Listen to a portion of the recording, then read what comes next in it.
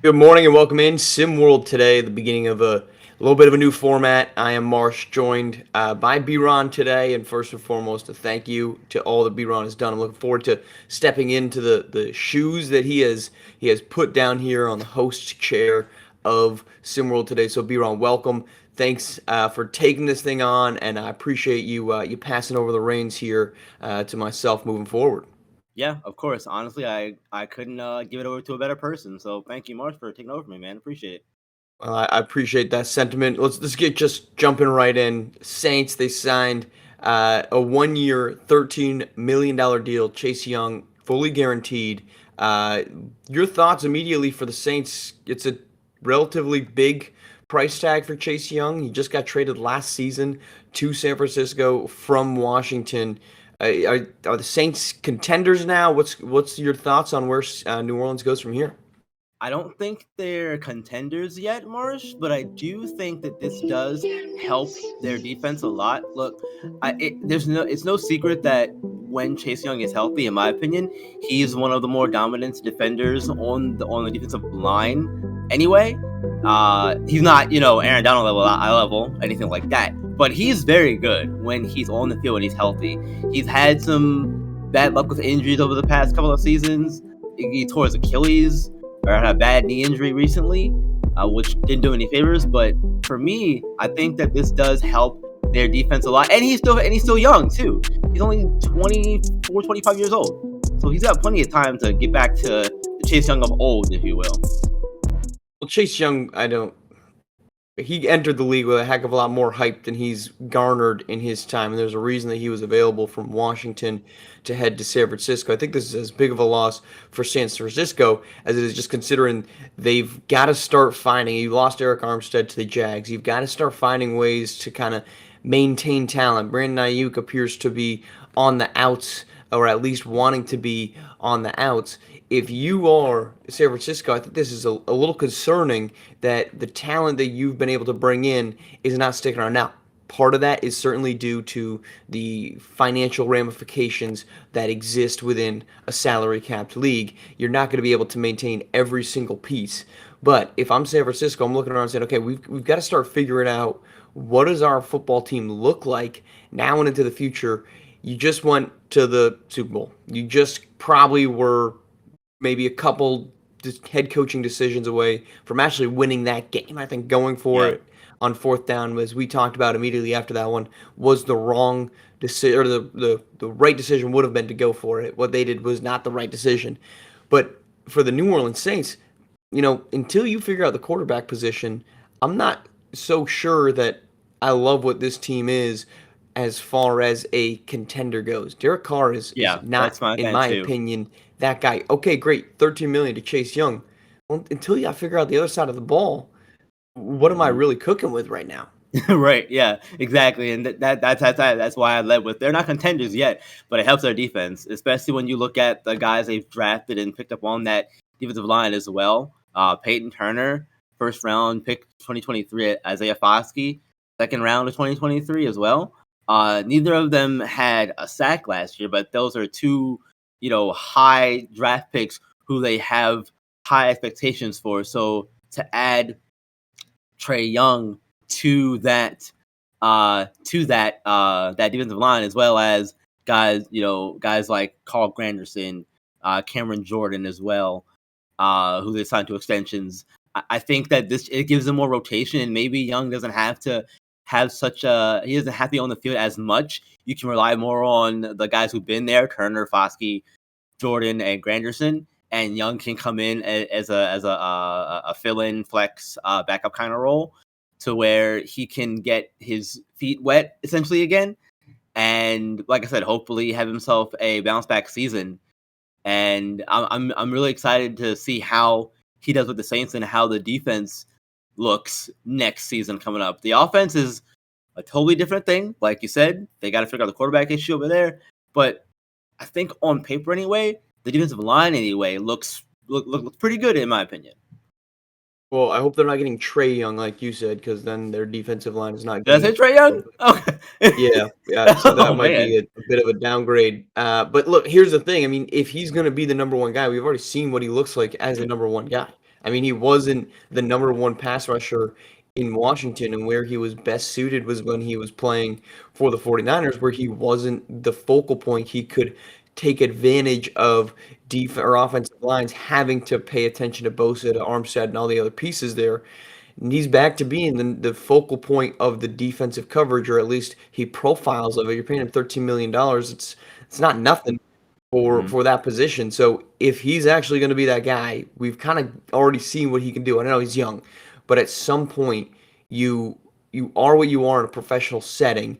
We don't often see too many guys mid 20s, late 20s blossom in the SWFL like you do in some of the other sports. And even in the other sports, it doesn't happen all that often.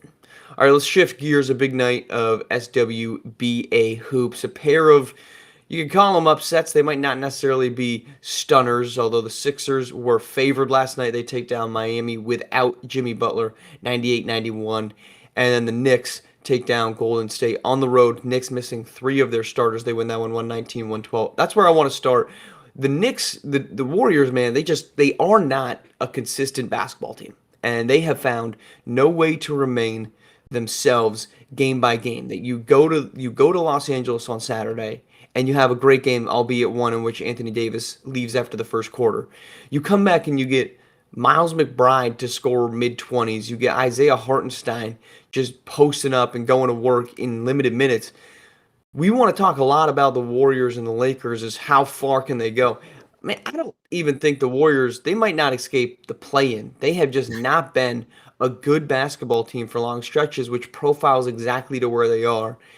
Last night was just the latest example of it. They got torched by Jalen Brunson.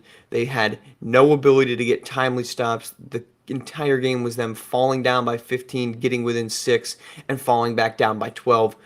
Where are they going? And was last night the final nail in a coffin of their lack of legitimacy in the SWBA? Uh I I've said it before, and I'm gonna say it here again too.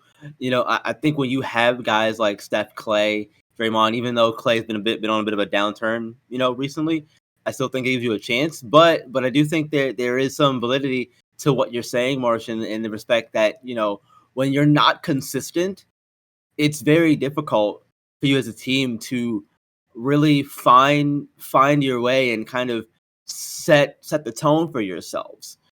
This is a loss where you would think that again, since the Warriors has a chance coming into the game, and for all intents and purposes, they did.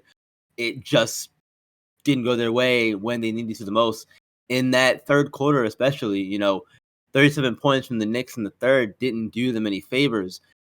And then in the fourth, the Warriors held them to their lowest of the game, 20.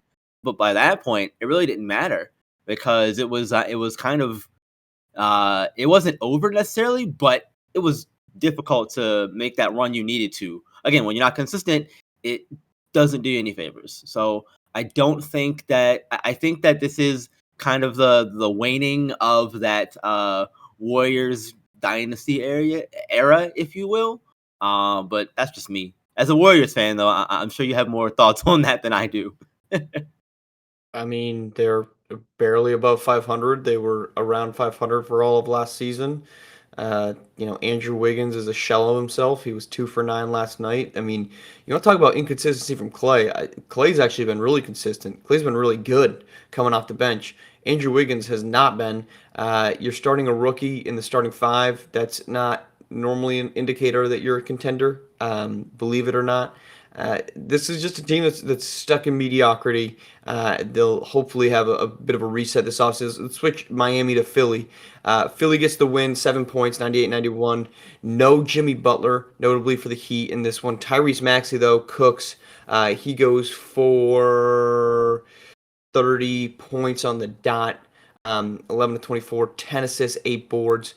The Sixers are treading water, which is about as much as you'd expect without Joel Embiid. Are Yeah. they going to be able to be, we saw them with Embiid, and there's still no indication of when he's coming back.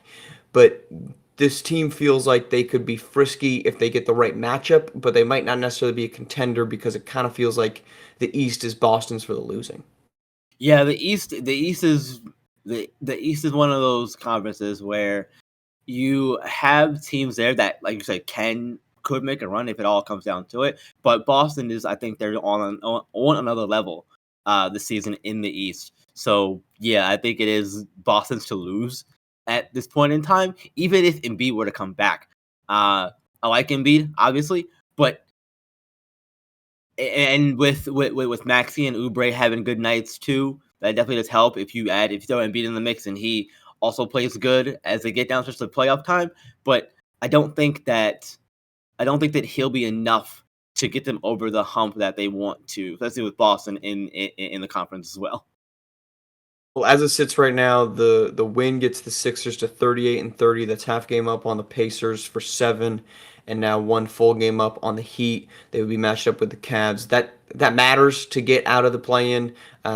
That Pacers and Heat 7-8 right now. There's probably no chance either of them drop to 9 with the Bulls, who are a game under 500. I won't say probably, there is no chance. So it's a big win for the Sixers. You need this type of win to make sure that you are in a spot where you're not having to play even one game to win to get in.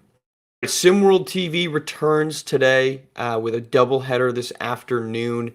We do have a game at noon that's Best Coast and Atlantis. That's going to be on ESPN2. Then Queen City Kings, Lakeshore Drive kick things off at 7. H-Town Hoopers, Lone Star Basketball Club at 8. Of those, let's go with the SimWorld TV games. Of those two, what are you most looking forward to tonight? So I was originally going to say it was H-Town and Lone Star because of the rivalry and all that stuff.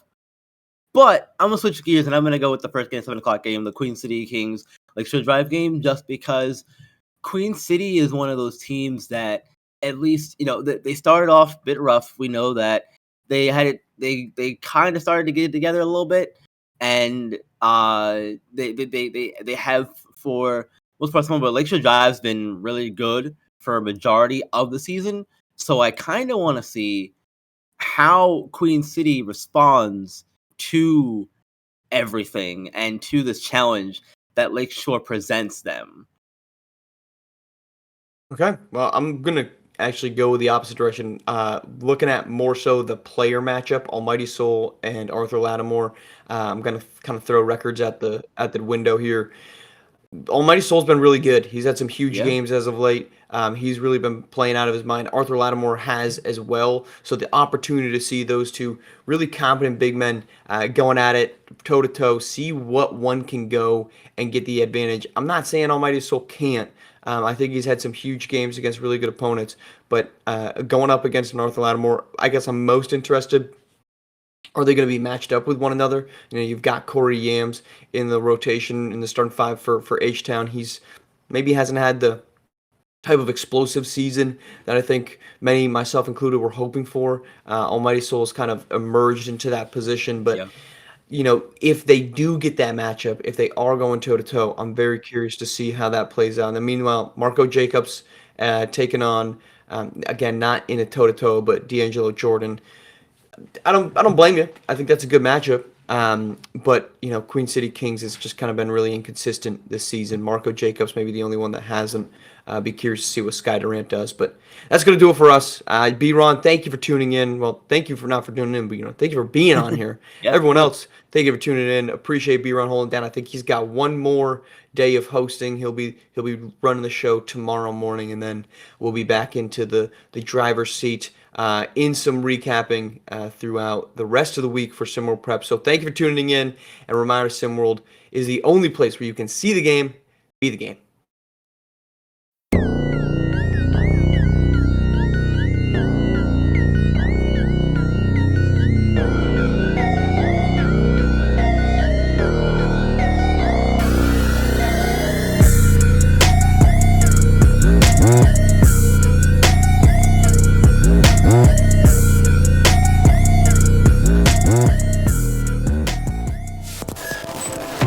This has been a presentation of SimWorld Sports.